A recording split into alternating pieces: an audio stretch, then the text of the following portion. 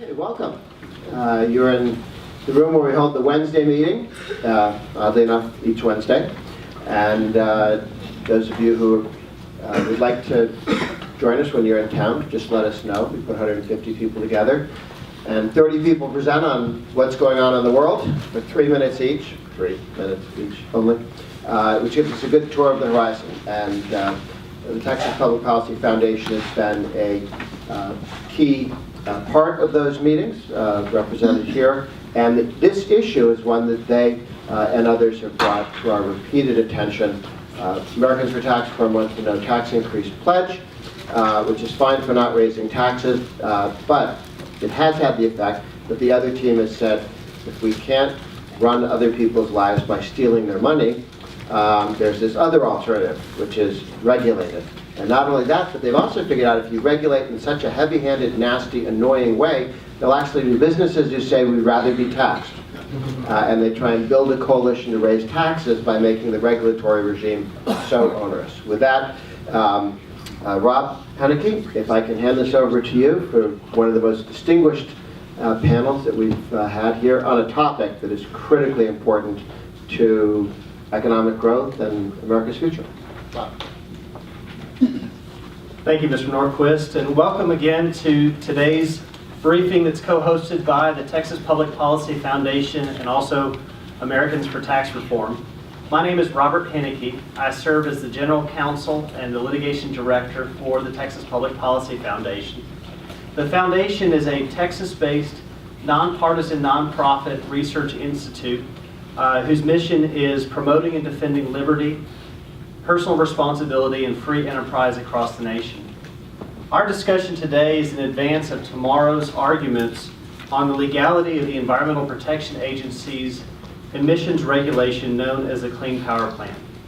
28 states and over 120 corporations and organizations have sued to stop the regulation. Many more, including our foundation, have filed amicus briefs also challenging the legality. You know, it's become trite recently to refer to these national fights as challenges to the Constitution. But that's because the attack that we see over the past 70 years to the very framework of our system of government continues over and over and over again. And in this instance, none other than former Harvard Law professor Lawrence Tribe referred to the Clean Power Plan as burning the Constitution. In examining this regulation, it calls into question why Americans should bear a burden of higher electricity rates, especially in a way that disparately burdens the poor and senior citizens on fixed income, when the EPA's own data acknowledges that the Clean Power Plan will at best impact worldwide temperatures by less than 1/100th of a degree over the next 100 years. With me today on our panel is to answer the question of why we sued. I'm honored to have with us the Attorney Generals for the state of Texas and also for West Virginia, as well as attorneys representing some of the private sector interests impacted by this regulation. And it's my privilege to introduce today's panel. First of all, we have today the Attorney General for the state of Texas, General Ken Paxton. General Paxton is the 51st Attorney General for the state of Texas. Previously, he was a state senator and also served in the Texas House of Representatives. And in addition to leading multiple lawsuits versus the federal government, General Paxton has also in Texas launched a new unit targeting human traffickers and is doing great work back in the home state of Texas. With us also is Attorney General Patrick Morrisey, who is the first Republican to serve as an Attorney General for the state of West Virginia since 1933. General Morrisey has made fighting fraud, waste, abuse, and corruption a top priority for his office. Next, we'll hear from Mr. Mike Nassy. Mr. Nassy is a partner at the law firm of Jackson Walker, where he focuses on environmental and energy law. Mr. Nassy represents rural electric co-ops, mining companies, and other electric generation interests in ongoing EPA proceedings, both in front of the D.C. Court of Appeals and also the United States Supreme Court. And finally, we'll hear from my colleague, Ted Hajianchik. Ted has been an environmental litigator for over 40 years. He's the senior attorney at the Litigation Center for the American Future at the Texas Public Policy Foundation. And Ted was lead counsel in the foundation amicus brief, where the foundation represents the Logging Association of California, Morningstar Packing Company, and other business interests in challenging the Clean Power Plan. So General Paxton, turning to you first, please tell us, why do we sue? Well, let me just first of all thank you guys for putting this on. Obviously, I've followed Grover Norquist for a long time, and TPPF, I believe, is one of the finest statewide think tanks in the country. So thank you all for putting this on. I've also had the great joy of working with Patrick Morrissey, who I think is one of the most aggressive, I think, effective attorney generals in this country. Obviously, up for a re-election, and we're hoping for him good things. And then, of course, Mike, I think you were the one that made me aware of this issue. That well before I was in office, I sat down with Mike, and he started laying this out, and I thought, this can't really be happening. And sure enough, it is. So I also should comment that I am from Texas, and I'm actually, people are surprised by this, but I'm actually the only third Republican since Reconstruction elected to the AG's office. So it hasn't been a long streak of Republicans. And I should also note that our legislature, we actually have a member here from our legislature, Jeff Leach, raise your hands. We meet every other year for 140 days. Most of our constituents only meet every 140 years twice. So anyway, do you want me to go ahead and make comments? Do you want me to start answering questions? Go ahead and make Okay, comments, so I'll just say 2 years ago, Justice Scalia chided the EPA, stating that, and this is his quote, "When an agency claims to discover in a long extant statute an unheralded power to regulate a significant portion of the American economy, we typically greet its announcement with a measure of skepticism. We expect Congress to speak clearly if it wishes to assign to an agency decisions of vast economic and political significance." As was his custom, Scalia captured exactly what is wrong with his EPA policy. The Obama administration, through the Clean Power Plan, illegally bypassed our elected representatives in Congress. The President is trying to unilaterally impose federal EPA rules on the states and usurp the right of states to govern themselves, which I think answers the question you just asked. And we cannot let this reckless lawlessness occur. Justice Scalia recognized the danger before his passing. One of his final acts in the court, shortly before his unfortunate passing, was to issue a stay of the Obama administration's Clean Power Plan, which we're dealing with tomorrow. It was a major victory for Texas, West Virginia, and all of the other states that have joined together to push back against EPA's overreach. Tomorrow we fight our next battle in the DC Circuit. And some might ask, what is so important as it relates to Texas? And it's not an exaggeration to say that the consequences of the EPA's alarming actions fall particularly hard on hardworking Texans. Under the Clean Power Plan, every single Texan will face higher electricity costs and lower reliability. This rule will inevitably force plants to close, raising any energy prices for everyone. Texas also occupies a unique niche in the nation's energy market. Right now, Texas has the most competitive electricity market in the nation, thanks to the foresight of the Texas legislature and the know-how of our Public Utility Commission. The Clean Power Plan would force Texas to change how we regulate energy production, eliminating decades of progress. Make no mistake, protecting our environment is incredibly important. People often forget that the unofficial motto of Texas, I'm sure you've heard it, "Don't mess with Texas," actually began as part of an environmental campaign to remind Texans of the importance of not littering. Texas continues to take big steps to protect the beauty of our great state. We have worked hard in our state to ensure Texas breathes clean air. We've been growing steadily for decades now. And the air we breathe is already much cleaner than it was in 2000. Nitrous oxide emissions and ozone levels are both down over the past 15 years, and that was years we had massive population and economic growth. Texas continues to grow at a healthy pace, balancing the energy needs of our state with the importance of protecting our natural resources. What we need is more reliable energy, not less, and the EPA is trying to stop that. The EPA's rule reinvents the nation's energy policy despite the EPA having no statutory authority to do so. And the Clean Air Act makes clear that the EPA may not promulgate 111D rule for any existing source already regulated under 112. Existing power plants have been subject to 112 regulations ever since the Mercury Air Toxic Standards Rule came into effect. They are therefore precluded by Rule 111D rule. The EPA's rule violates the 10th Amendment by commandeering the states into carrying out federal policy. It represents an unprecedented expansion of federal authority. There is no evidence that the Clean Power Plan would affect the climate in a meaningful way, yet it would subject Americans to higher electricity costs and could weaken the nation's power grid. Compliance costs in the President's Clean Power Plan will be staggering. A recent study projected the cost from anywhere between 29 and 39 billion a year. That's yearly. That's not going to be carried solely by energy producers either. The same study suggests that as a result of compliance costs, American households' spending power will be reduced by up to $79 billion between 2022 and 2033. And that's what this case is all about, ensuring that all Americans have access to affordable and reliable power, and that we don't allow the federal government to intrude on our Constitution and states' rights.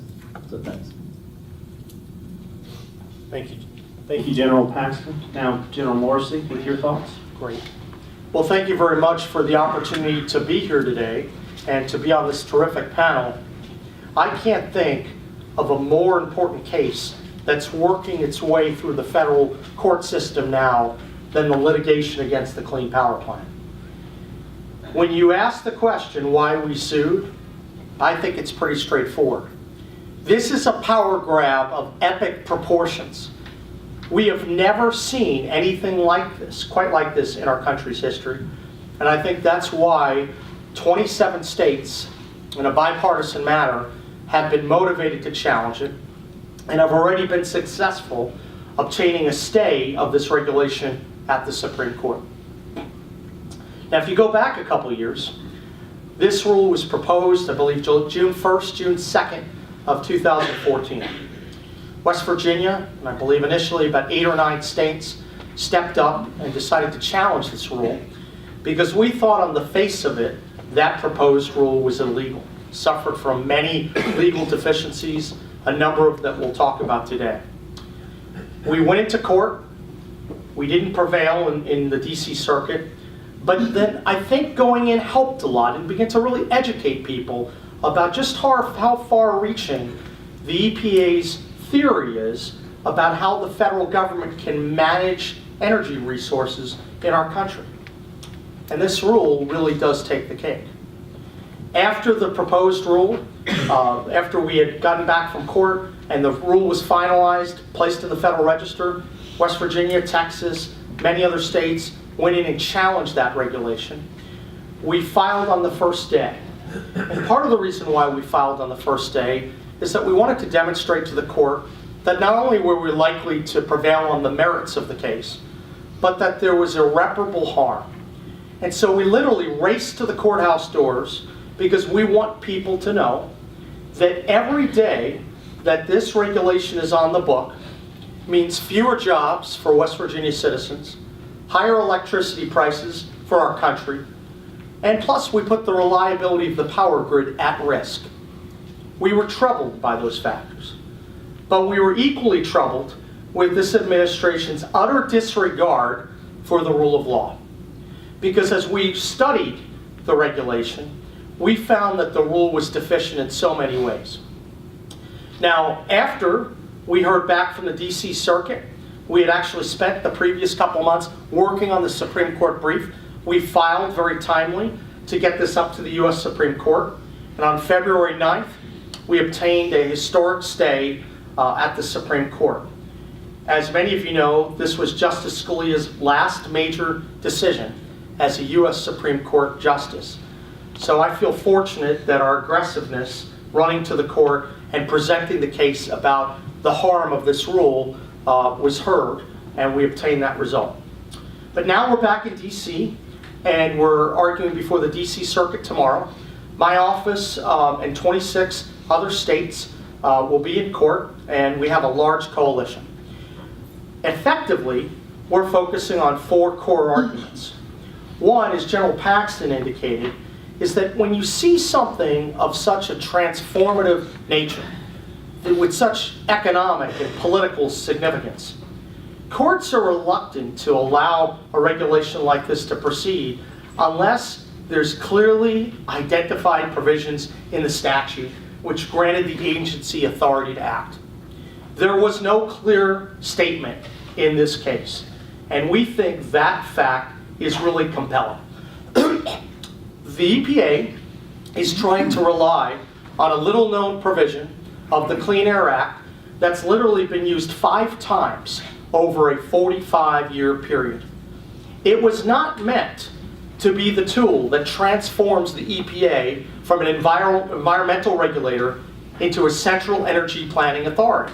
We would have known that by the nature of the provision.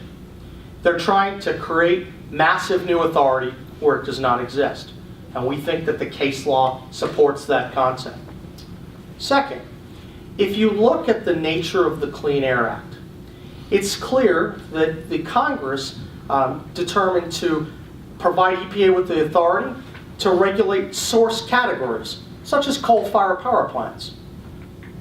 They never envisioned that you would force owners and operators of those source categories to cross-subsidize other energy sources. You might be able to regulate the efficiency of a particular plant, but you cannot compel them to take action and subsidize other forms of energy. That's nowhere written in the statute, and we believe that's a very compelling point. Third, when Congress was drafting the Clean Air Act, they spent a lot of time negotiating many of these amendments, and they designed the Clean Air Act to reflect a cooperative system of federalism in our country. They also put in place various provisions to bar double regulation of various source categories.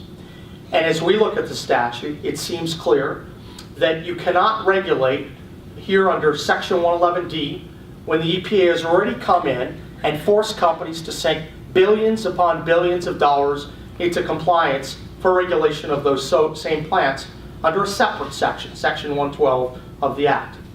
Double regulation is forbidden. And then last, but certainly not least, when you step back and you look at the transformative nature of this regulation, you can't help but think about the 10th Amendment and think about the Constitution and the fact that the purview of regulating energy policy is left to the states. You cannot commandeer, if you're the federal government, you cannot commandeer the state's machinery to effectuate your goals. That's what they're certainly trying to do here. So when we look at the arguments, we feel good about the merits. Tomorrow, we'll sit before a 10-judge panel. That alone is unprecedented. While we obtain the unprecedented stay at the Supreme Court, it's very unusual for a court to have all of their judges sit en banc before you even get through the first panel of 3. But I think that's reflecting the fact that this is such an unusual and far-reaching regulation. I can't predict what the outcome will be at the DC Circuit, but I've always believed that our arguments are very compelling and that we should prevail at DC Circuit and at the US Supreme Court. Pay very close attention to this case because if you are concerned about the breadth of power that was granted to various federal agencies under Obamacare, you should be doubly concerned with this regulation. This is Obamacare on steroids. And I think tomorrow we'll have a chance to talk about some of those important issues. Thank you very much. Mr. Nassi, now from your client's perspective as the power plants, especially those in rural Texas and across the nation, please tell us your thoughts. Yeah, we're going to put a slide up here, and just the last slide there, Rob, because the attorneys general covered the merits of the arguments. Obviously, But you taught me the merits. well, 4,000 pages of briefing. We're not going to be able to hit them all today, but I think an important issue to touch upon is somewhat responsive to what is, in my opinion, an unprecedented public relations campaign by the proponents of this rule. They have cloaked the illegality of this rule in this theory that states have flexibility. But somehow it's the poster child of cooperative federalism, when in fact it's actually the poster child for coercive federalism, a term that many have used. And let me just explain what I mean by that. As an environmental lawyer, I have a lot of confidence that, and General Paxton mentioned it, we have been able to accomplish a great deal with environmental laws when we know they are technology-based and the states are given their due leadership role and adequately respectful of their sovereign. In this rule, we have a mandatory budget that EPA has established for every state. And that mandatory budget cannot be altered. And so no matter how much flexibility you want to wave your hands around, that hard limit must be met, both as a whole average, and then you have to assure what's called a source category specific limit. I won't throw a lot of numbers at you, but suffice it to say that the number that EPA chose, and General Morrissey referred to this, is actually a number that is more stringent, is a lower emission level, or a lower efficiency standard than EPA itself recognized a brand new state-of-the-art plant could make. And how did they justify that? They did what General Morrissey referenced. They required, or they say they allowed, but they functionally require you to go outside the fence and cross-subsidize things outside of your facility because somehow you're part of a larger, quote, system of emission reduction, the grid, the electric grid. And that's the theory that EPA is spinning here. It's this reinvented, reimagined view of this provision of the Act that has been consistently interpreted over Democratic and Republican administrations for nearly half a century. All of a sudden we have this kind of energy policy making provision breathe life into here. And what they do is they require every state to meet these budgets, and they say flexibility. Well, Professor Tribe, who is working on this case, has come up with several colorful metaphors. Rob mentioned one of them. But when it comes to the flexibility of states and how they should feel better about this mandatory limit, he put it perfectly when he said, if a robber says your money or your life, it's neither legal nor flexible just because he says you can pay with cash, credit, or Bitcoin. And I would add to that sentiment. It's not just that states are still stuck with the limit. States are actually being leveraged into being the actual collection agent, because the fundamental problem that this court is going to be grappling with is this agency does not have the authority to enforce the assumptions it has made in the standard. The standard depends upon things that are happening in the grid, renewable deployment, fuel switching, number of things. It's relying upon them. Those things are what I call hardwired, no pun intended, hardwired into the standard, okay? And so they say, oh, but you can change whatever assumptions you want, but you still have to meet that standard. And so because that standard is not technology-based, they have functionally required you to do things at least very similar to what they have hardwired. And the ironic thing in this rule, and I think it is going to be an important factor for the DC Circuit, is that this is an area that is very jealously guarded as a state arena. The operation of your grid operations has been repeatedly upheld to be a primary state function, and only in explicit statutory authority situations can that be eroded. And in those situations, it's the Federal Energy Regulatory Commission, FERC, not EPA. Many experts from across the country in the utility business have said, FERC couldn't enforce this rule. How is it that EPA will be able to? And EPA always waves off their hands and says, oh no, we'll be able to enforce it. If the states do the unwise thing of resisting this illegal rule that tramples their sovereign, we will enforce it against the operators, like my clients, rural electric cooperatives, who when they built their power plant couldn't build natural gas because it was against the law, were loaned money by the federal government, encouraged to build coal, added hundreds of millions of dollars of controls just recently, and their ratepayers are now going to get told, instead of having 15 to 20 more years of life to spread out your remaining obligations, you're going to have to close that plant in 5. The rate impacts of this rule are dramatic. All the PR spin in the world cannot change the fact that Americans will hurt, and some of the Americans that can afford it the least will hurt the most. In South Texas, I can assure you that is the case. And that is why General Paxton, General Morrissey, and my clients are not about to sit down, and I'm very hopeful that the DC Circuit upholds the rule of law. Finally, we'll hear from Ted Hadjianchik to talk about some of the private impacts as well of this regulation, appliance to the foundation, and other thoughts on the Clean Power Plan. Ted? Thank you, Rob. Well, it's certainly an honor and a privilege to serve on such a distinguished panel this morning. I'm going to share with you just my personal views on some of the most interesting legal arguments in this case. But before we do, I just want to observe, what we're looking at here is a regulation governing emissions of carbon dioxide from power plants. Carbon dioxide, it's a ubiquitous natural substance that's essential to life on Earth. It's everywhere and it's in everything. And by regulating carbon dioxide from power plants, EPA has set the stage to regulate everything everywhere, because that's what carbon dioxide is, and that's where carbon dioxide is. So there's a tremendous amount at stake in this litigation. I want to talk about two general issues. First, the constitutional dimensions of the case, and then second, some of the observations regarding the legal interpretations under the Clean Air Act.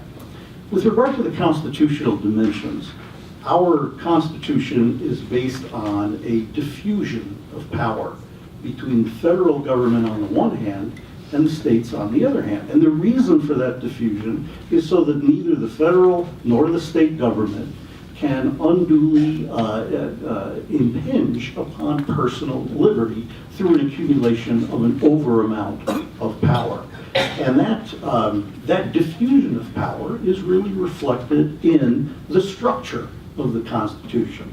Congress is given certain limited enumerated powers, and any power not specifically delegated by the people to the Congress is reserved to the states under the 10th Amendment. So it follows that any powers reserved to the states have not been delegated to the Congress. And it also follows that Congress cannot delegate to a federal administrative agency any non-existing powers that it doesn't have.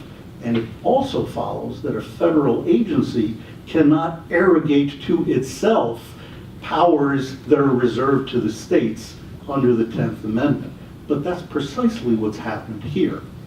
There's been a bright line divide since at least 1964 between federal authority over the interstate transmission of power and state authority over virtually every other aspect: resource allocation, siting of power plants, and planning for power plants. And what EPA has done in the Clean Power Plan, because of the broad regulatory structure of this regulation, is it's crossed that bright line of the 10th Amendment with impunity, and basically arrogated to itself authority that's reserved to the states under the 10th Amendment.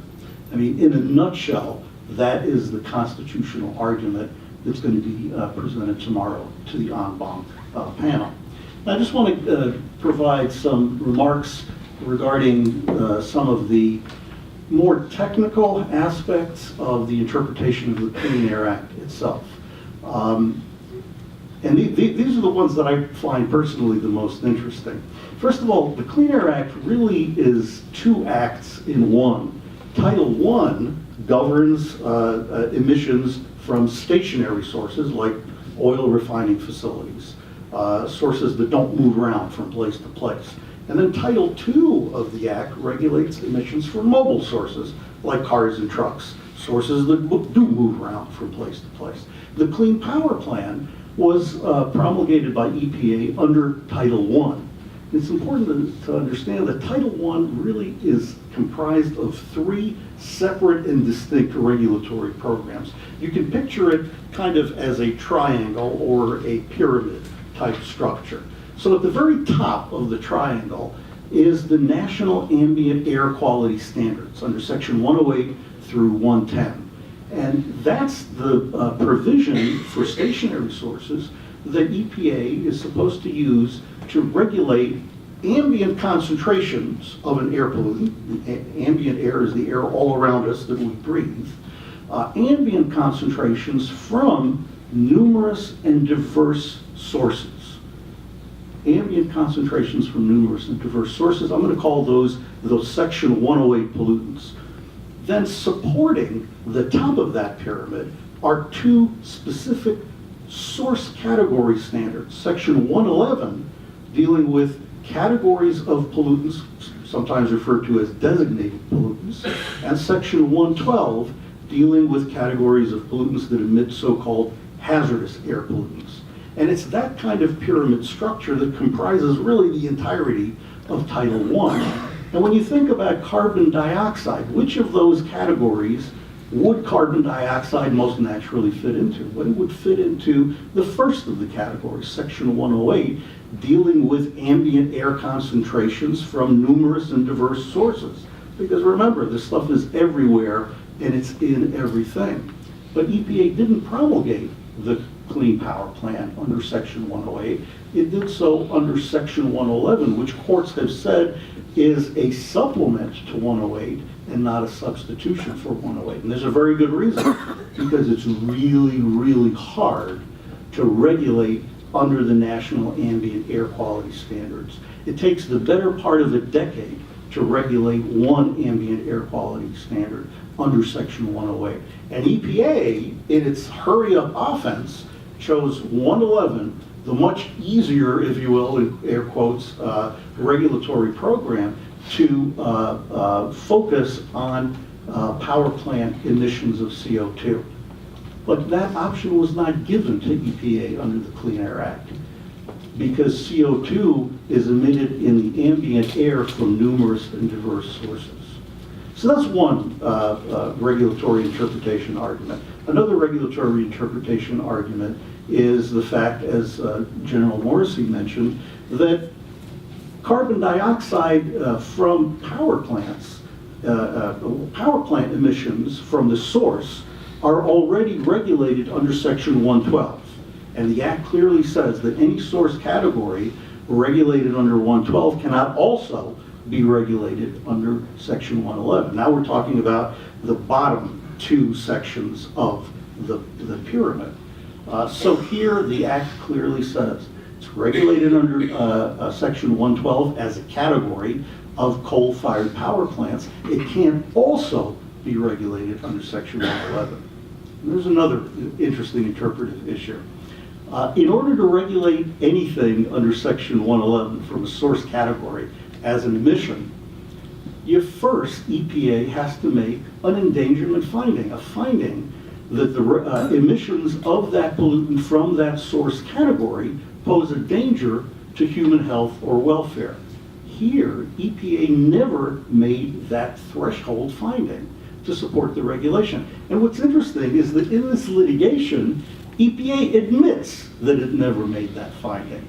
And what is its defense? Well, it says that they can piggyback on an endangerment finding made not under Title I of the Act, but under Title II of the Act, governing carbon dioxide emissions from mobile sources, from cars and trucks, that was made 6 years ago. But case law says that you can't substitute a finding from Title II into a finding from Title I.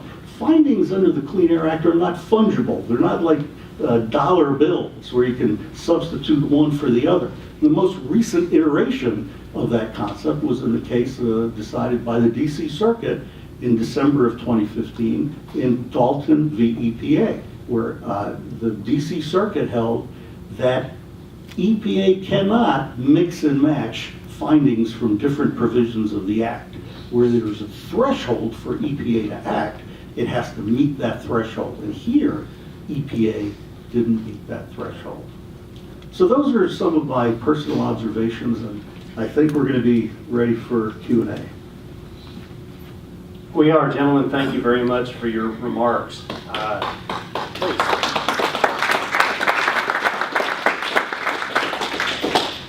We have some time for some question and answers from the audience members, and thank you again for being here. Before we start, just please let me emphasize, so that we can have the most number of questions asked with the time that we have remaining, please try to keep your questions concise and actual questions.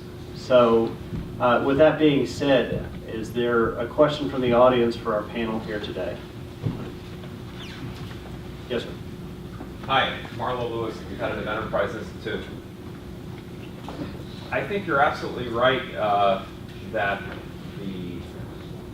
the NAAQS program would be the logical fit for carbon dioxide, which is in fact the most, as you said, the most ambient chemical in the atmosphere ever put out of an industrial facility, and from the most numerous and diverse both mobile and stationary sources. I think the main reason why EPA chose not to go down that route is that it would be so shocking and it would reveal so clearly the extent of the power grab and show so clearly that the court in Massachusetts versus EPA did not do what it should have done, which would have been to examine EPA's authority to regulate carbon dioxide under the Act as a whole, rather than pretending this only has to do with new tailpipes. That's all we're determining here, is whether a slight tweak that amounts to a change in fuel economy standards. That's the only policy consideration at risk here. Nothing could possibly go wrong. If EPA spilled the beans and said, no, this is really where it leads to, it would have, the political backlash that we've seen today, big as it is, would be even greater, and people would start to question Massachusetts versus EPA as the headwaters of the absurd result that EPA's greenhouse gas regulations have already resulted in, which was addressed in part in UARG. But this would be another one, and they wouldn't be able to finesse this one. They'd have to revisit Massachusetts versus EPA. I'm wondering if you think that was the reason EPA chose not to regulate carbon dioxide within the structure of the Clean Air Act. Yeah, I certainly think that, I do, let me see if we can turn this thing on. It should be on. Okay, now it's on, right? Can you hear me? Oh, I can. Yeah, I certainly do agree that the reasons you set forth are among the reasons that EPA chose not to proceed under the National Ambient Air Quality Standards Program. But I think an equally important and maybe a more important reason is this hurry-up offense that the Obama administration has been playing with carbon dioxide regulations ever since the powwow in Copenhagen back in 2009 that caused a precipitous promulgation of the car and truck regulations for CO2. So I think all of those really came into play, and certainly the NAAQS program is the natural for dealing with a substance like carbon dioxide. However, even if they had proceeded under the NAAQS program to promulgate this monstrosity of a clean power plant, you would still have the underlying constitutional problems of 10th Amendment usurpation by EPA. Mr. Norquist. Yeah. Why Lawrence Tribe on your team? I think Professor Tribe has actually correctly identified the legal and the constitutional deficiencies and brings a lot of credibility on these issues to the court. He was involved from the beginning at the initial suit when we sued EPA when the rule was in its proposed state. He took place in the first arguments, and I believe that it's helpful to have a wide diversity of opinions going before the court, because this shouldn't just be a left or a right issue. This is an area where everyone should get together and say, this is a power grab, this is violative of the Constitution, regardless of your politics. No, I think it's a great idea you had him. I guess I'm trying to understand where he's coming from, because usually he's in the newspapers on the other team. What's the tipping point for him? What made him? You know, I don't know, but I do agree with Patrick that the fact that he's usually on the left says something about maybe how outlandish this particular regulation is. And I think it does add credibility to what we're saying, that this is beyond, I mean, I was just sitting here thinking as we're talking about this, that sometimes truth is stranger than fiction. If I had written about this before it happened, no one would believe me that it would actually happen. And I think that's why it's important for something like this to argue with us.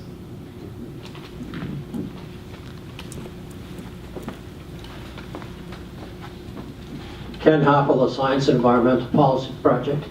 Am I correct in assuming that you are not going to get into the scientific basis for the EPA engagement finding? Because to me, the science is imploding quickly. Well, one of the issues, one of the points that we consistently stress in our legal arguments and actually in questions that have come to me since the outset of this litigation, a lot of times people are trying to drag you into the science and go through these details. But that typically occurs when you're especially weak on your legal foundations. And so one of the things that we're trying to emphasize is that before you can ever get to some of the scientific questions that emerge, we want to resolve the foundational questions. And obviously, that goes to the fact that there's no clear statement from Congress, the fact that they're regulating outside the fence, that they're not able to regulate within the statutory framework, and that it's impermissible under the Constitution. So our focus has always been on the core legal pieces, but I think that there are a lot of issues that are going to emerge throughout the arguments tomorrow, but I can tell you West Virginia's focus is on those core four. In this case, unlike many of the cases we're involved in, there's an unending list of things we could argue, but they only gave us so many pages, so we had to pick our best, best and strong, and I think Patrick hit that. So, thank you.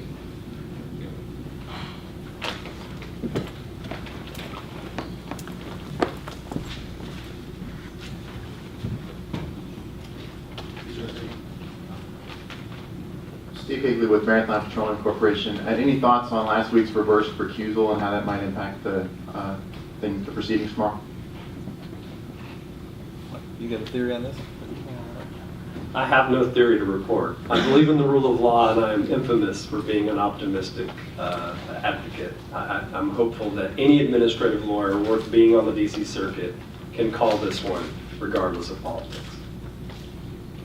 Yeah, look, we're hopeful that our arguments are so compelling that they're going to reach all 10 of the judges who sit on the panel.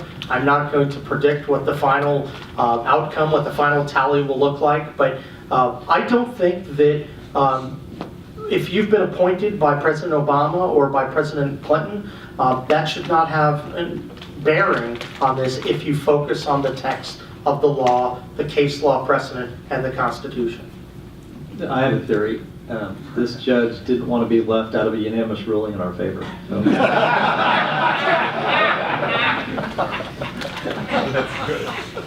I am Mandelbaum. I'm counsel to the Energy Environment Legal Institute, one of the petitioners in the case. And I wanted to ask you, gentlemen, are you concerned at all about the fact that this might go up to the Supreme Court while it's still while it's still an 8-member court?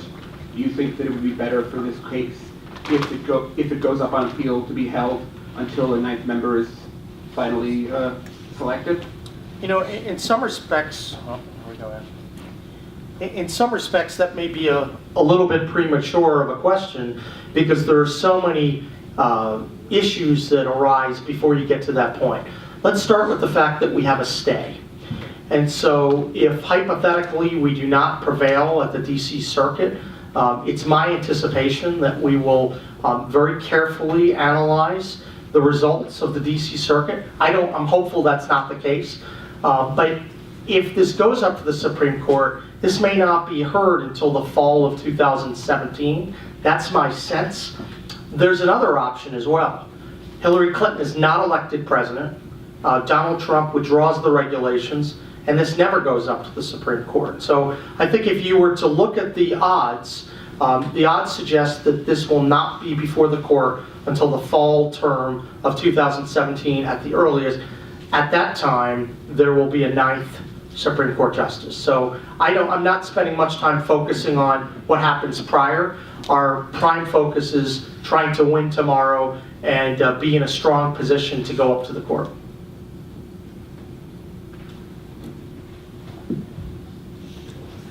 Hi, Glenn Schwartz. I'm with the Rapidan Group.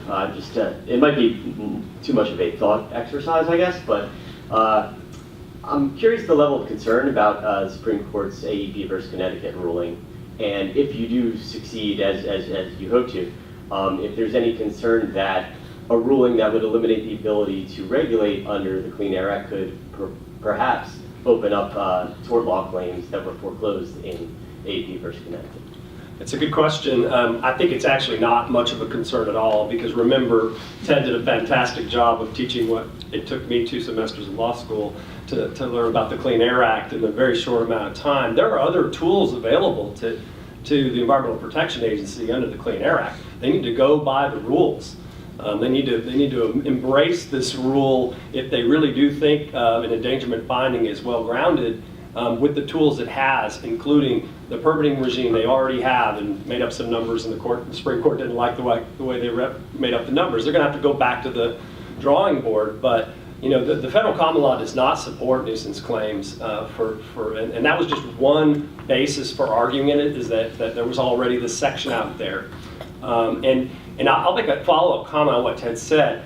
My view, going back to the question about why they do it this way, I think if you really sit back, and in the 23 years I've been doing this is a clear strategy of divide and conquer. They didn't do ambient air quality standards because they didn't want to take the political flack, because they would be impacting a whole suite of industries all at once, including local governments and state governments. Here, they think they've got an opportunity, rifle shot, right at coal-fired power plants. They're regulating fossil plants, but they're pummeling coal plants, right? And they're forcing in an interim step a switch to gas, hopeful that maybe people will like that are in the industry.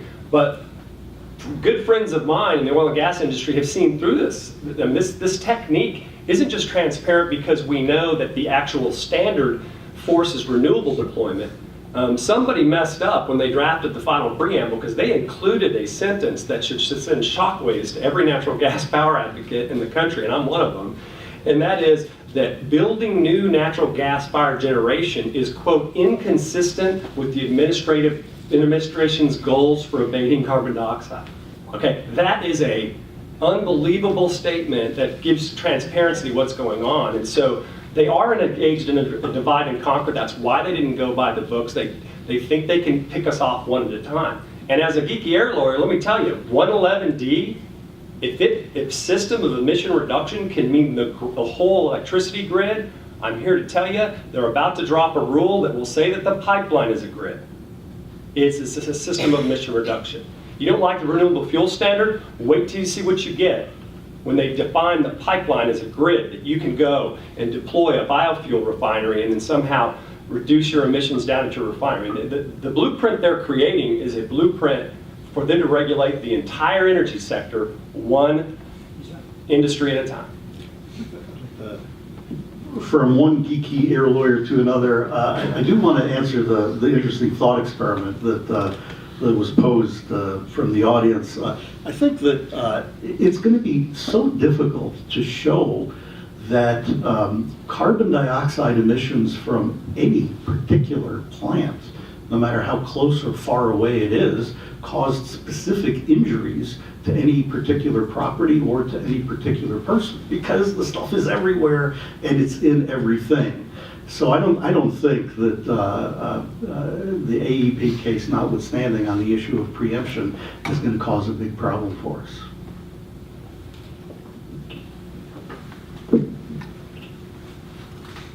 Any other questions? Down, Doug?